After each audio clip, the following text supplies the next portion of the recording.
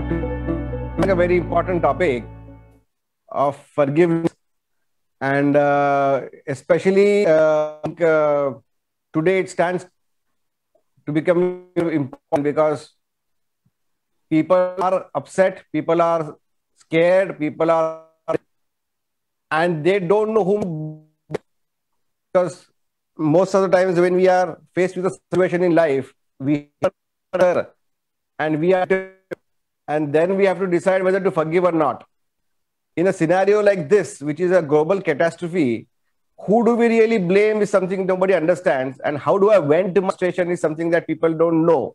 And then in this background, forgiveness is something that people don't even understand right now. Whom do I really forgive?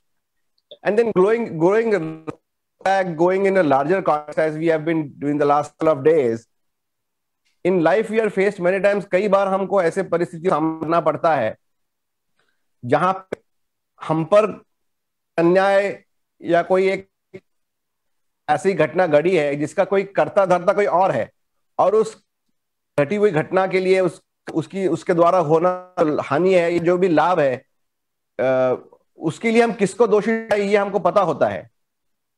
फिर उस क्षण में किसी को क्षमा करना है या किसी को भूलना है या भुला देना है, ये विचार करना संभव भी होता है, लेकिन हम कर नहीं पाते हैं। Many times we know it is right to forgive, but we can't because it's just very difficult to do that. Maybe many reasons, many layers of our own existence comes in the midst of that action from our side. So I always felt that forgiveness has many layers, because many times it has been taught to us that it is okay to forgive, forget. In many circumstances, maybe it holds true, but then again, there are circumstances where you shouldn't forgive and forget. And that is something that Vedas are very strong in terms of differentiating. Like we say, when we talk of daya or kshama,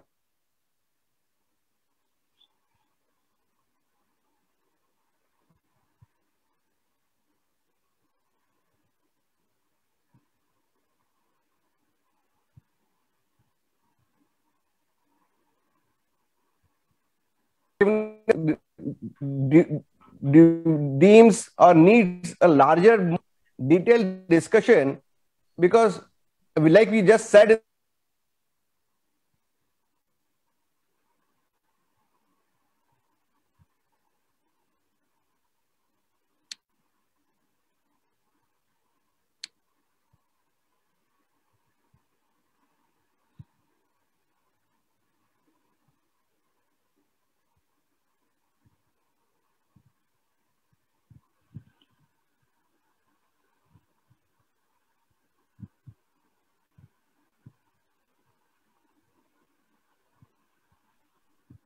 can you hear me, sir?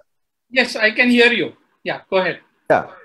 So I was just saying that forgiveness, and like for instance, we always say that India is the land of ahimsa, is what with the world, but that is not what Mahabharata teaches us. Mahabharata is not about ahimsa. It's not about forgiveness, justice.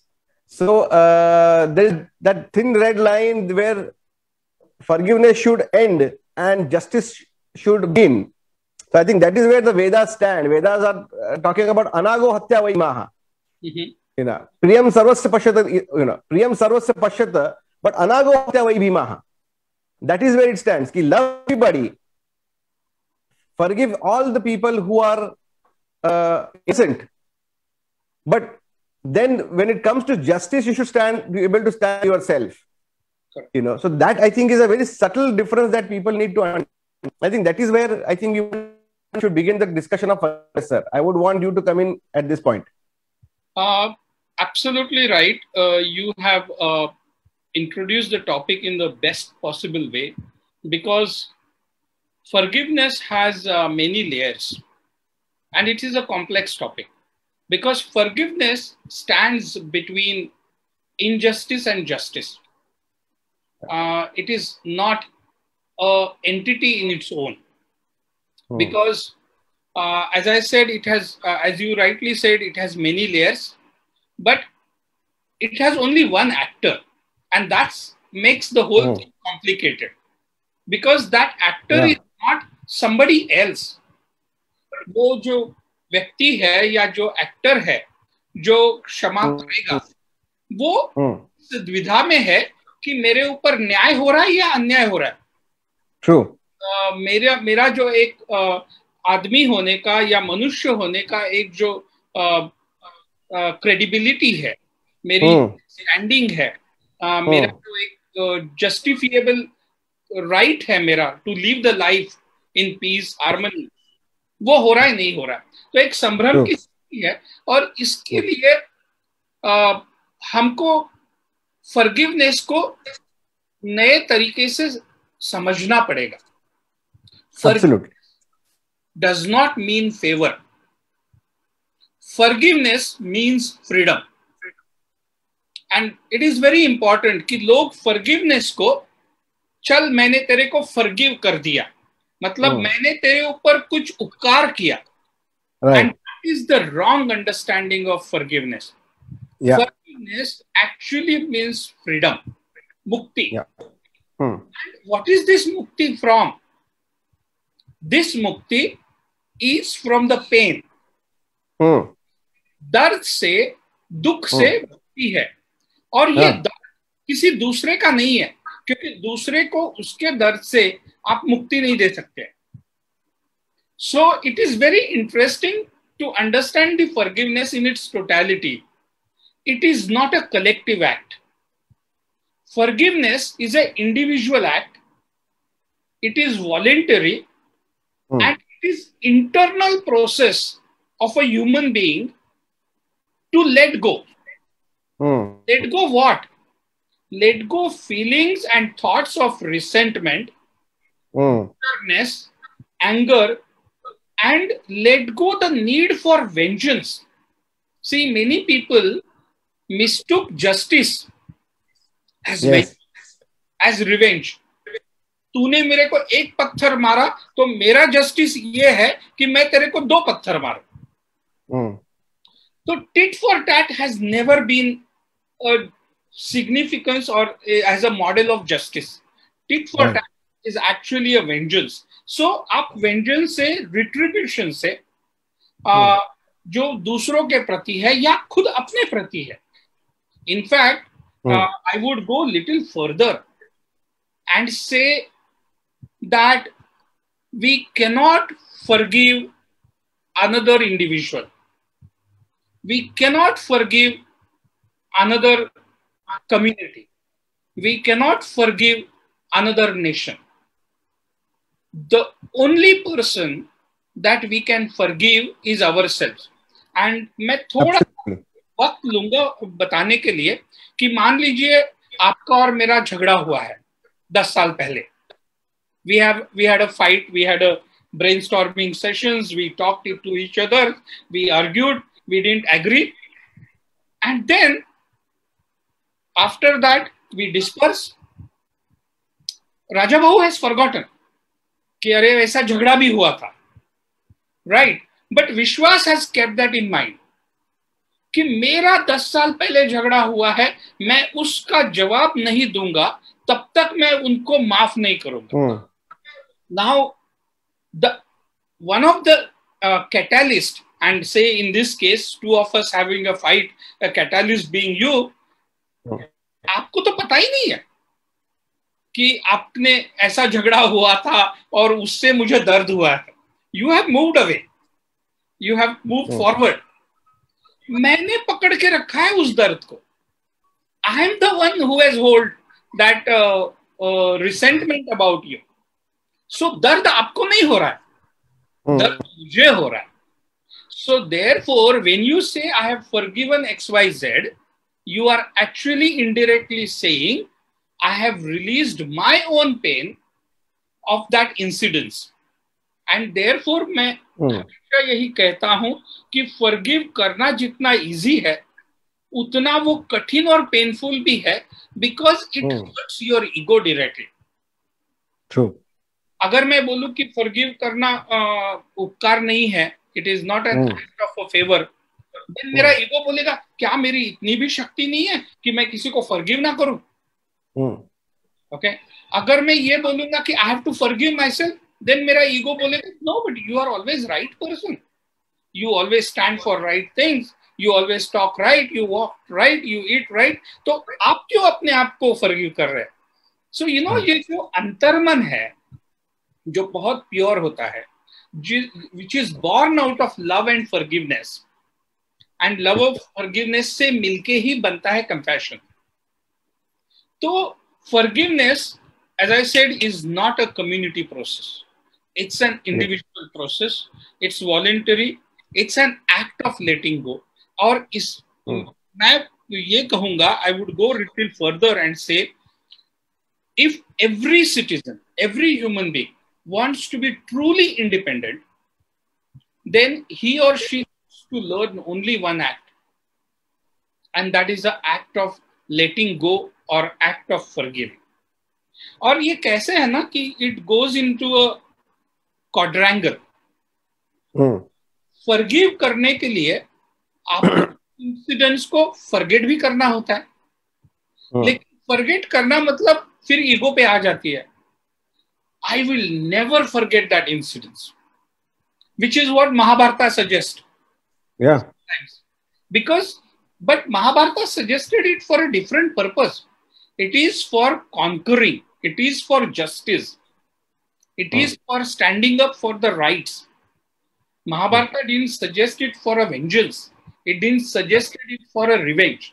तो वही गफलत हो जाती है कि we take it as a revenge and vengeance. और जब आप तक forget नहीं करोगे, forget करना मतलब हार्ड डिस्क को इरेज करना नहीं है. फॉरगेट करने का मतलब ये है कि you don't wreck it up time and again. Like कहते हैं ना कि हर घर में एक अगर ननंद होती है, वो अगर किसी चीज से दुखी है, अपने आप से दुखी है, तो वो भाभी के बनाए हर चीज में कुछ ना कुछ खोट निकालेंगे. तो फॉरगेट करना इज लाइक दैट ननंद कि जो किसी चीज को छोड़ना नहीं चाहती है, लेकिन जब आप फॉरगेट करेंगे मतलब उसको रेकअप नहीं करेंगे, तो अब आप फॉरगिव कर पाएंगे.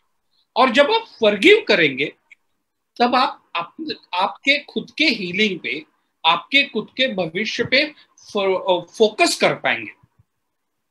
और इसीलिए मैं हमेशा कहता हूं कि the real way for a human being to move forward in life is to continue to forgive himself. Very important. Continue to forgive himself. और इसीलिए I think there is a ritual, or rather there is an exercise that we will give it to our audience today. But before we come to that, I would like to listen to your views about that forgiveness being an act of loneliness. It is an individual act. Very important what you said, sir. बहुत महत्वपूर्ण का यहाँ पे उल्लेख किया. आप महाभारत का उदाहरण लेते हैं क्योंकि महाभारत की कथा सबको पता होगी, तो वो समझने में भी आसानी हो जाएगी. दुर्योधन का गुस्सा और कृष्णा, भगवान श्री कृष्ण जी का बहुत फर्क है. वो आई थिंक दो क्षमाओं में फर्क है. जो दुर्योधन के मन गुस्सा था उसका परिवर्तन द्वेष में हुआ. भगवान श्री कृष्ण के मन में अंत तक द्वेष है नहीं, वो केवल समता की और न्याय की बात करते हैं. Correct. तो जब वो युद्ध का भी प्रमाण रखते हैं अर्जुन के सामने, तब भी न्याय व्यवस्था को ठीक करने के लिए और केवल सत्य के पक्ष में ही आप खड़े हो. अब कोई पर्याय शेष नहीं है, अब हमको सत्य के लिए खड़ा होना होगा. क्षमा ये मार्ग नहीं बचा है. ये जब तक वो पर्यायों को अंत में चर्चित नहीं कर देते तब तक वो जाते नहीं है. और दुर्योधन का पहले दिन से ही तय है कि देश ही इतना तीक्ष्ण है कि उसके लिए क्षमा के लिए स्थान ही नहीं है हृदय में. तो वो हारने से पहले हार चुका है, क्योंकि उसके नफरत के वजह से, उसके द्वेष के वजह से इतने ग्लानि में चला कि उसको सत्य न्याय अन्याय, जीत पराजय का फर्क ही नहीं समझ रहा है. है ना। भगवान श्री कृष्ण का वैसे नहीं है, वो इतने हैं, इतने स्थितप्रज्ञ हैं कि वो हर क्षण में न्याय करने के लिए, सत्य के पक्ष में खड़ा होने के लिए अपने अंत में, जब अभी उनको मैं अवतार नहीं समझ रहा हूं, उनको आज भी मैं एक व्यक्ति के रूप में समझने के प्रयास कर रहा हूं, इसलिए मैं उनका अंतर्मन की बात करता हूं कि वो अपने अंतर्मन में द्वेष को प्रवेश करने नहीं देते हैं। उन्होंने दुर्योधन को क्षमा कब की कर चुके हैं। दुर्योधन के प्रति उनको द्वेष नहीं है, राग भी नहीं है, क्रोध भी नहीं है।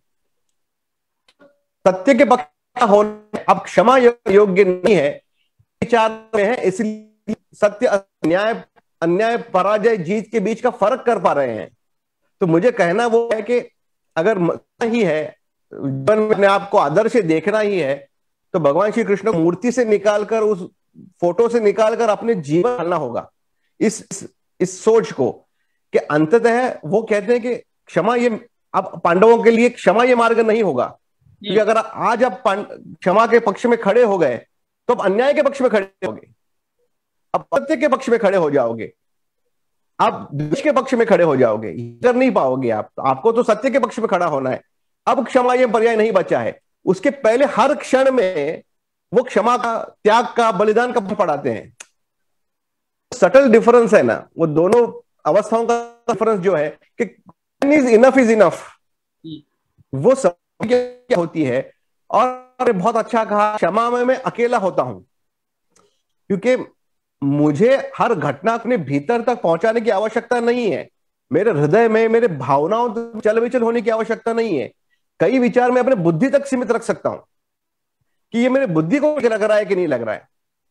What my heart feels and what my heart interprets as emotions, hurt, anguish, hatred doesn't have to get reflected on every action around me.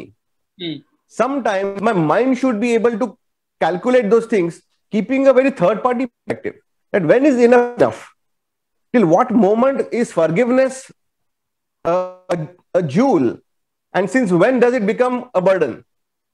You know, there are many times when we have to make a distinction that आपने जैसे कहा, it could be घर में हो सकता है, अपने परिवारजनों के साथ बिहेवियर में होता है, वर्क प्लेस में होता होगा, you feel slighted at every minute, कि आपको ऐसा लगा है कि आपके जो सुपीरियर्स हैं, आपके जो सहकारी है, आपसे बर्ताव गलत कर रहे होंगे और आप क्षमा कर रहे हो, आप नहीं दे रहे हो, आप छोड़ दे रहे हो, छोड़ दो ना।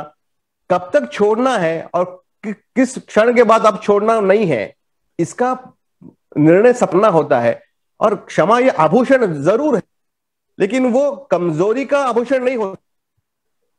भगवान श्री कृष्ण ने कहा है केवल बलवान का आभूषण हो सकता है। आपको शक है कि मैं रिटेलिएट करता हूं, लेकिन नहीं कर रहा हूं, तब मेरा आभूषण है। मैं रिटेलिएट ही नहीं कर पाऊंगा और मैं क्षमा कर रहा हूं, ये मेरा दोष हो जाता है। तो जीवन में उस निर्णय तक पहुंचने की आवश्यकता होती है, उस अवस्था तक पहुंचने की आवश्यकता होती है जहां पे मेरा अंतर्मन इतना स्थित है, इतना सक्षम है, मुझे छोटी छोटी घटनाओं में रिटेलिएट करने की आवश्यकता नहीं। आपने कहा कि कोई मुझे कुछ गाल दे, बहुत बार आजकल तो बहुत देखता हूं सुनने को कि रोड रेज, गुस्सा हो गया और किसी ने किसी को मार दिया। आजकल तो टीवी में सुनकर भी मुझे आश्चर्य होता है कि किसी ने किसी को ओवरटेक कर दिया ट्रैफिक में और झगड़ा हो गया, झगड़ा इतना हो गया कि एक दूसरे व्यक्ति का जीव ले लिया।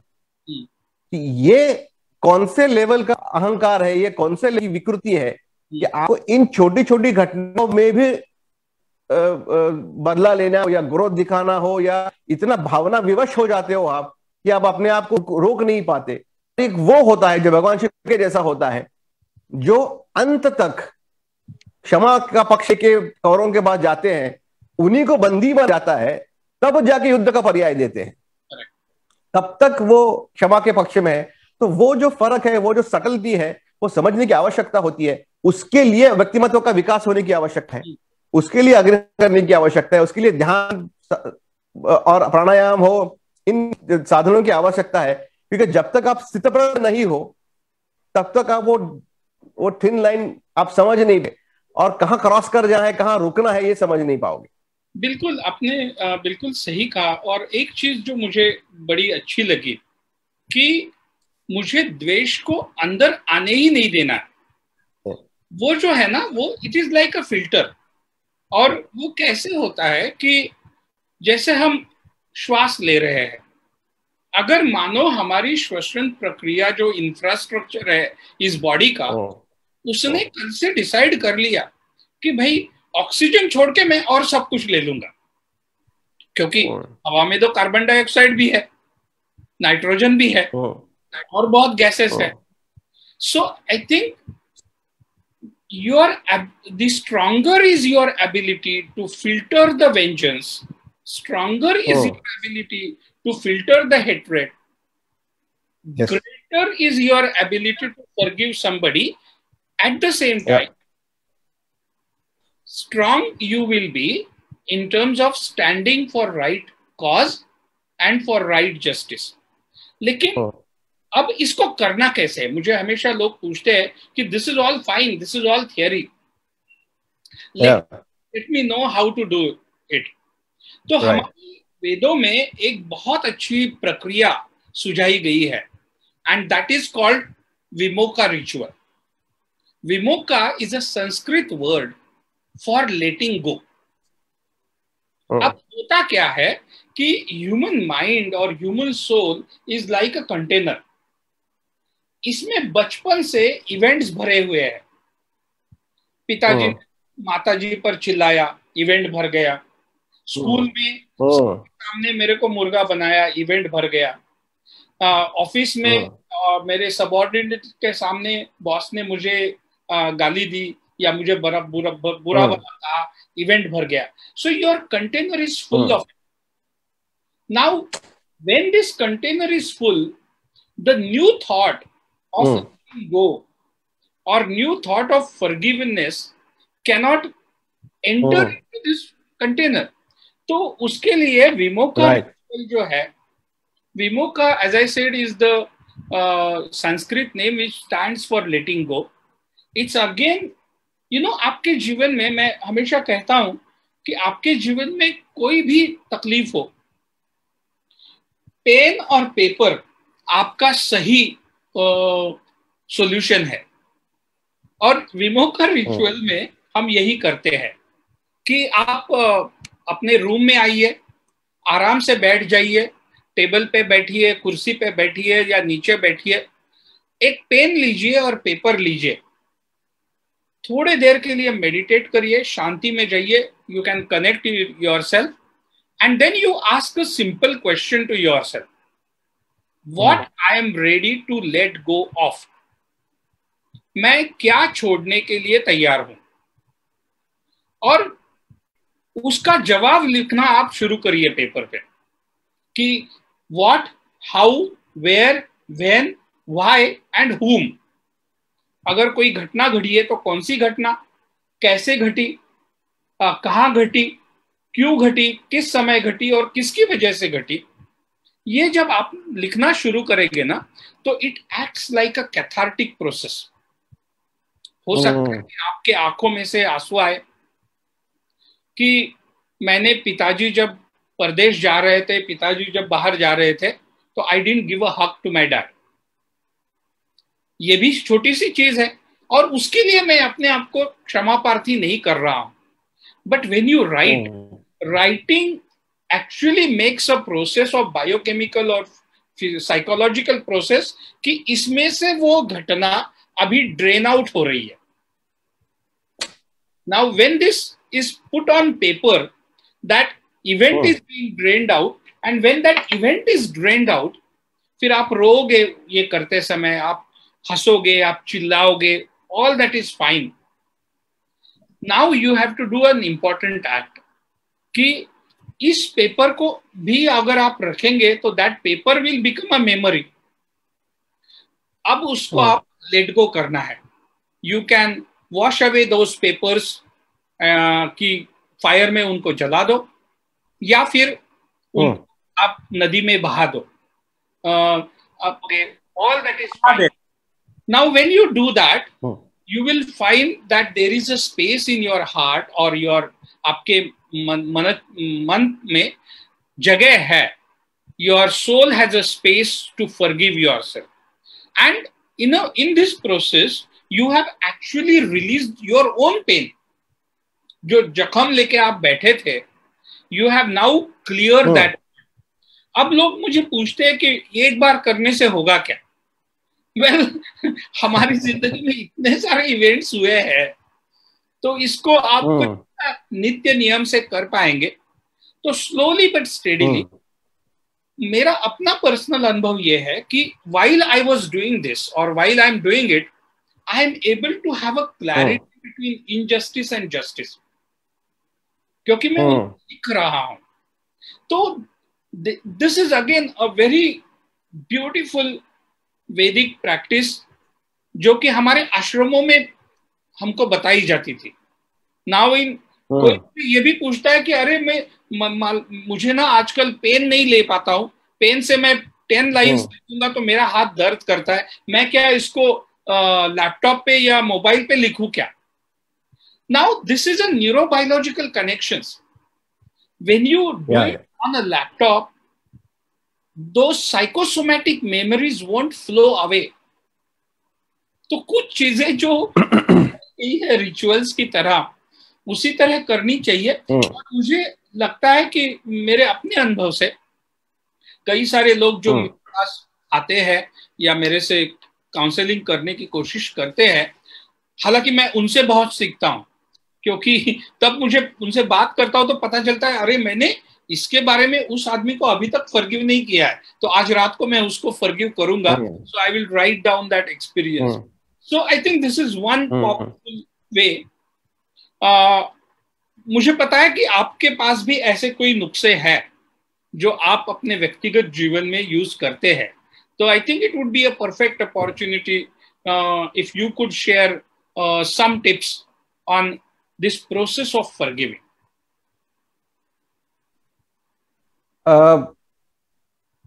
एक मेरा जो सुझाव होगा, मैं हमेशा कहता हूं कि जो परम सदगुरु हमेशा कहा करते थे कि जो घटना घटी है उसको थर्ड पार्टी पर्सपेक्टिव से देखें हमेशा, क्योंकि वो आपको फिर बेटर असेसमेंट के लिए मदद करती है। आपको एक घटना का जो इंटरप्रिटेशन होता है, आपका जो अपना एक उस पर एक मत व्यक्त करना होता है, उसके लिए जो समय मिलता है, क्योंकि अगर आप पे कोई एक घटना घटी हो, आप पे किसी ने कोई बुरा कहा हो या आपके लिए कुछ बुरा लगा हो, आप उसको इमीडिएटली अगर रिएक्ट करोगे ना, तो वो एक रिफ्लेक्स एक्शन में शायद आपको आपके हित का निर्णय नहीं जाएगा।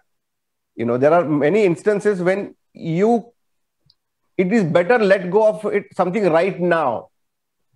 जैसे आपने कहा कि आपने वो फैमिली का एग्जाम्पल दिया था कि वो कोई लेडी है या ऐसा। मैं समझता हूं क्षमा करना न करना, द्वेष उत्पन्न होना, ये जेंडर स्पेसिफिक नहीं है, ये यूनिजेंडर है, सबके ठीक है, वो हर जेंडर के लिए उतना ही इफेक्ट करता है। क्योंकि हम ये भूल चुके हैं थोड़ा सा, मुझे ऐसा लगता है कि वो कहीं समाज को भी समझने की आवश्यकता है कि ह्यूमन इमोशन जेंडर स्पेसिफिक नहीं होता। वो किसी भी जेंडर में जाइए, वो ह्यूमन इमोशन सेम ही निकल के आएगा। अगर आप क्षमा कर सकते हो तो आप किसी भी जेंडर के हो आप क्षमा कर पाओगे।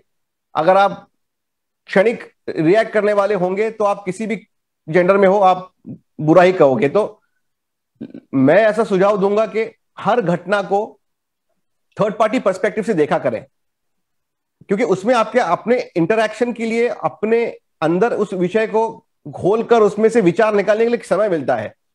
अगर हर चीज को आप पर्सनली लेना शुरू कर दोगे ना, that is where I think you start becoming a mess, because then you are bound to everybody's negativity. वो सामने जो व्यक्ति खड़ा है या व्यक्ति खड़ी है, वो किस भूमिका से आपको अमुक अमुक चीज कह रही है या कह रहा है, इसको अगर आप समझोगे नहीं ना, तो हर चीज को आप अपने भूमिका से इंटरप्रेट करोगे, जो कई बार योग्य नहीं होता। तो अगर आप मुझे पूछोगे नुस्खा, तो मैं कहूंगा कि जो परम सदगुरु कहा करते थे कि थर्ड पार्टी पर्सपेक्टिव से हर चीज को देखें, और हर बात को हमको पर्सनली लेने की आवश्यकता नहीं होती। जैसे कोई रास्ते से हम गाड़ी चला रहे हैं, ट्रैफिक में हम रुके हैं और सिग्नल शुरू हो जाता है, हमको निकलने के लिए कुछ क्षण लेट हो जाता है, तो पीछे वाला बंदा शायद अपने बीवी से पीट के आया होगा, वो हॉर्न बजाया जा रहा है और आप इरिटेट हो रहे हो और वो आगे आके आपको गाली देके निकल जाता है, तो अब आपके पास आप तो पिटे नहीं हो ना, वो पिट के आया है ना, तो आपको रिएक्ट करने की क्या आवश्यकता है? तो उसको जाने दीजिए ना, वो रोएगा घर जाके और बार और एक बार पिटेगा आपको। लेकिन प्रॉब्लम क्या होता है, तूने मेरे को गाली दी, अब मैं ओवरटेक करूंगा, गाड़ी रोकूंगा साइड में, तेरे को उतार के गाली दूंगा, जब तक मैं वेंट नहीं करूंगा ना तब तक मुझे ठीक नहीं लगेगा, है ना?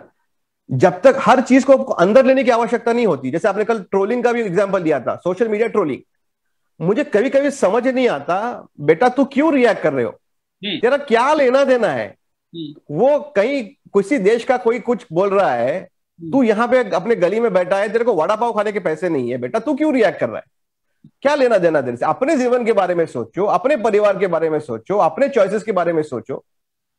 हर घटना को अंदर तक ले जाकर उस पर अपनी भावनाओं को प्रकट करके वो व्यक्त करने की आवश्यकता नहीं होती।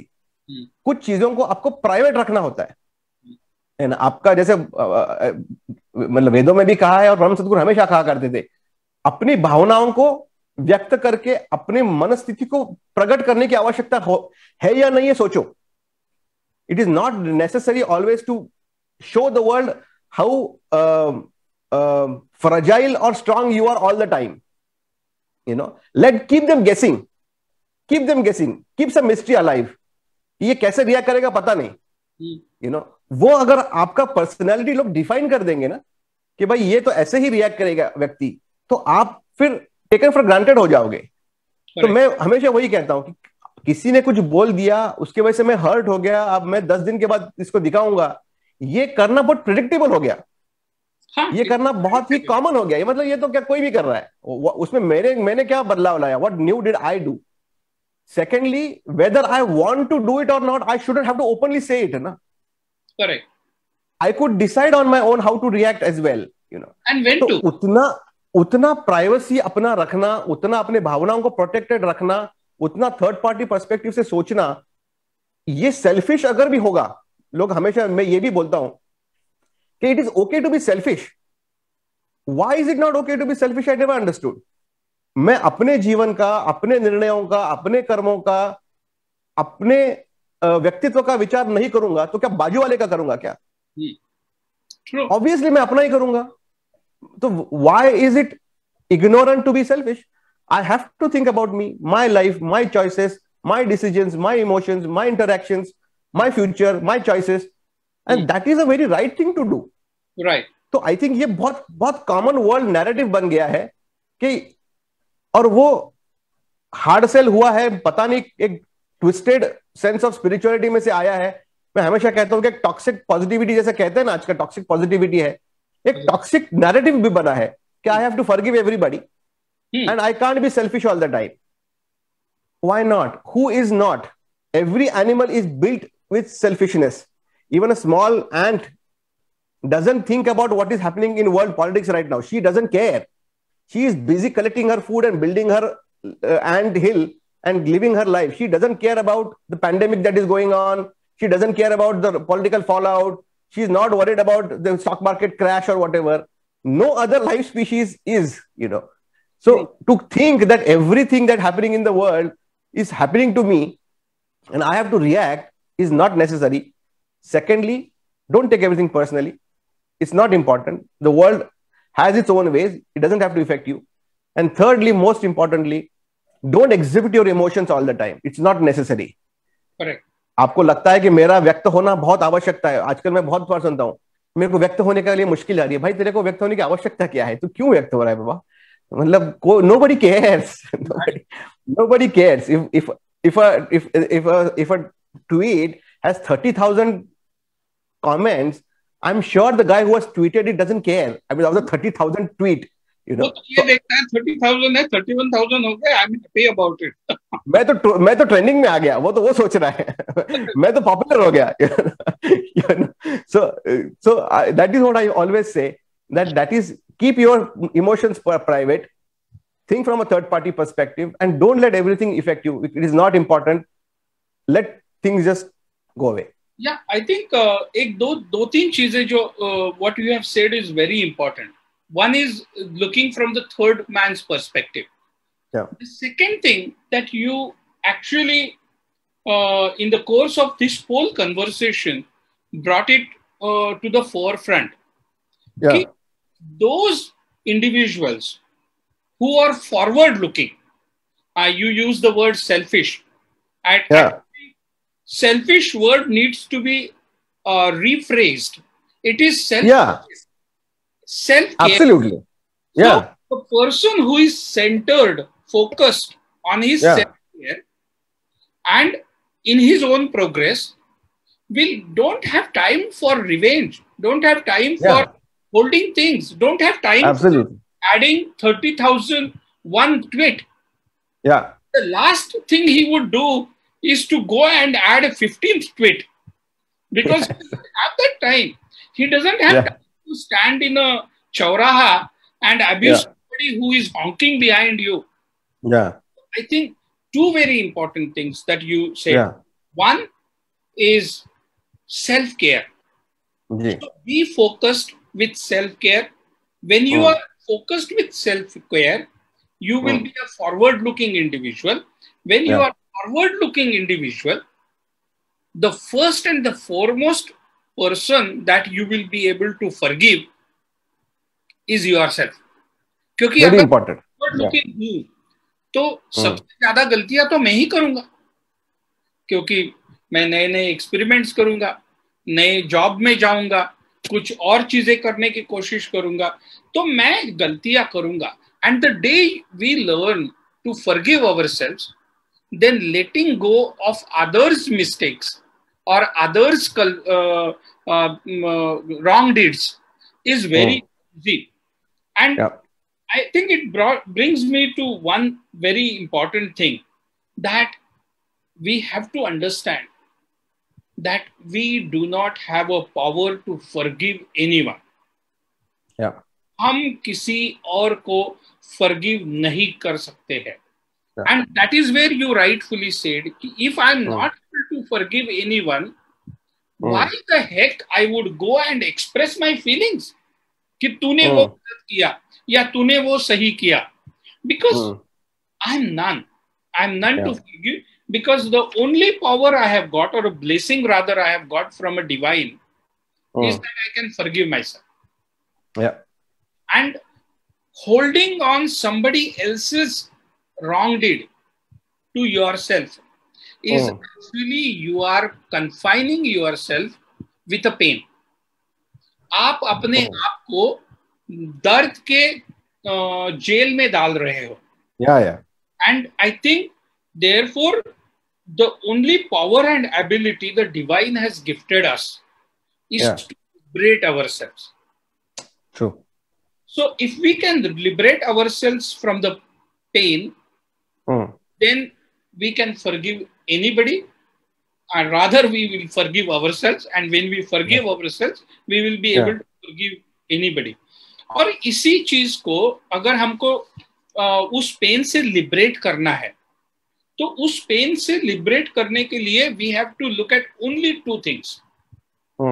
Self-care, which somehow people understand as selfishness sometimes. And therefore, as you rightly said, selfishness is not wrong as long as it is centered around you and as long as it is not hurting another individual.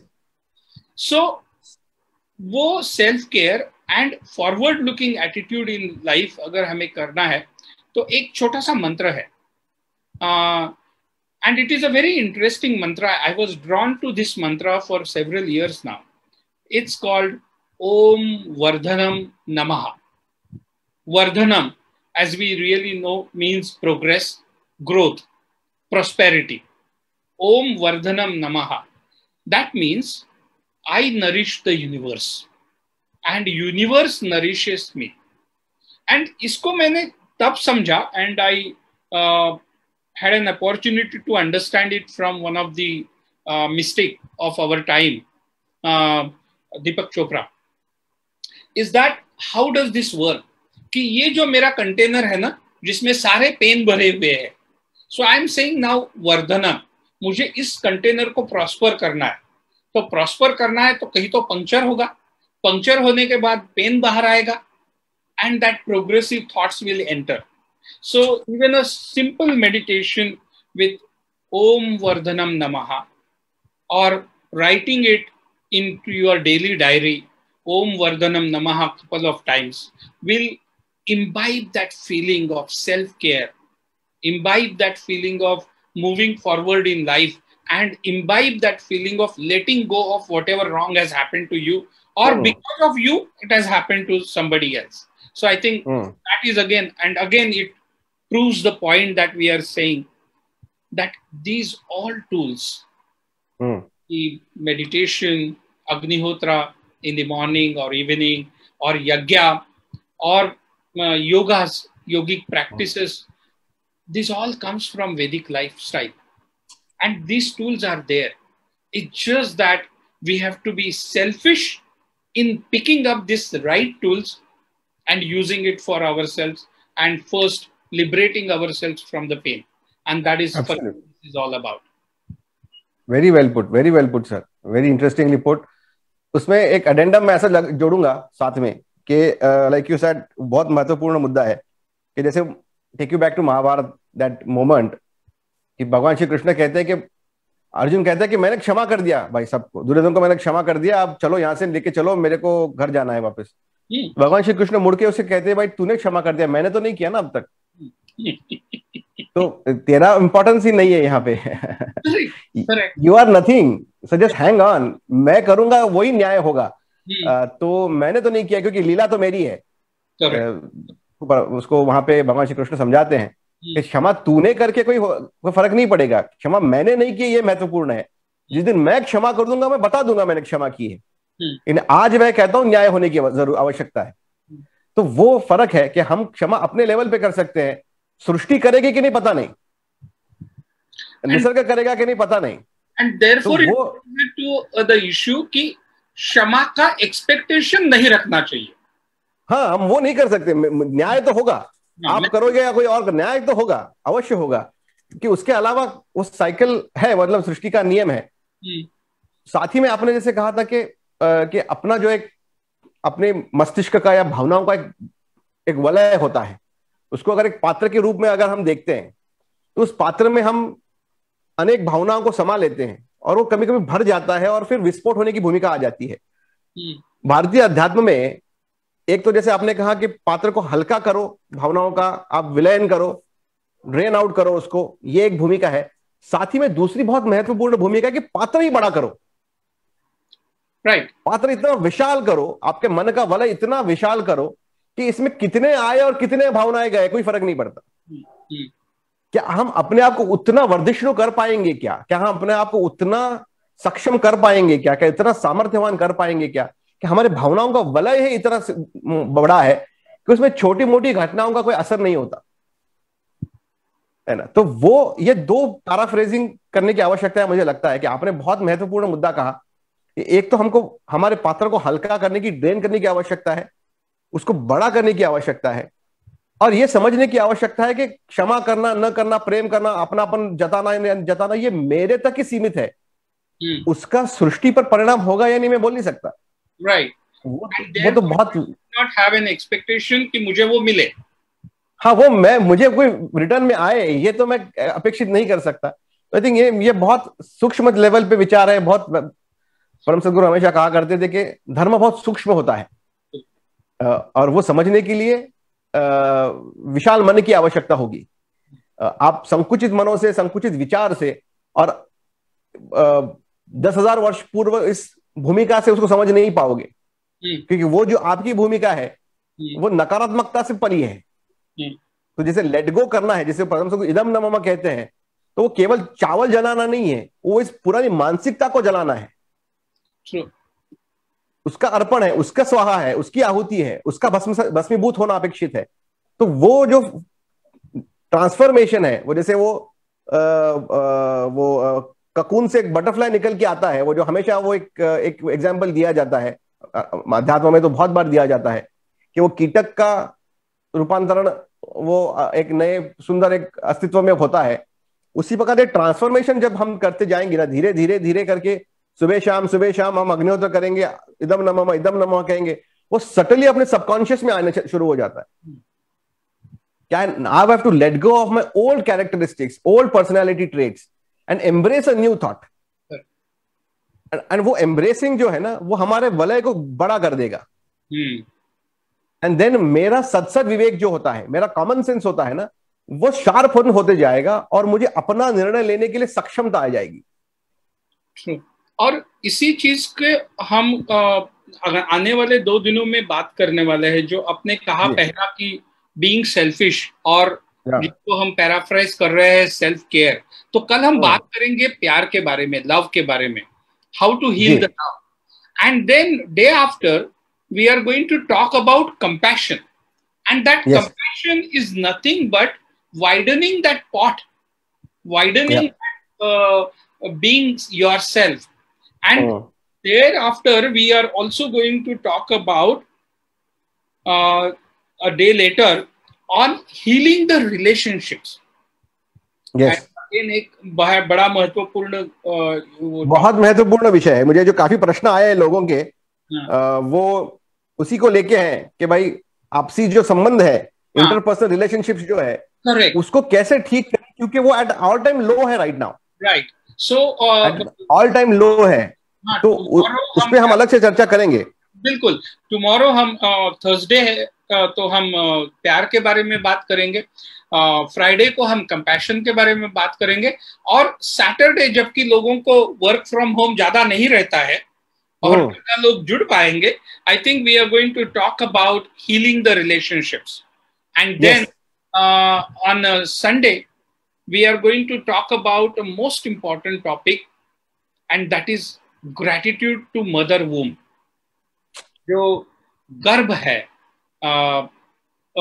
वैश्विक गर्भ, उसको हम gratitude में कैसे रहे.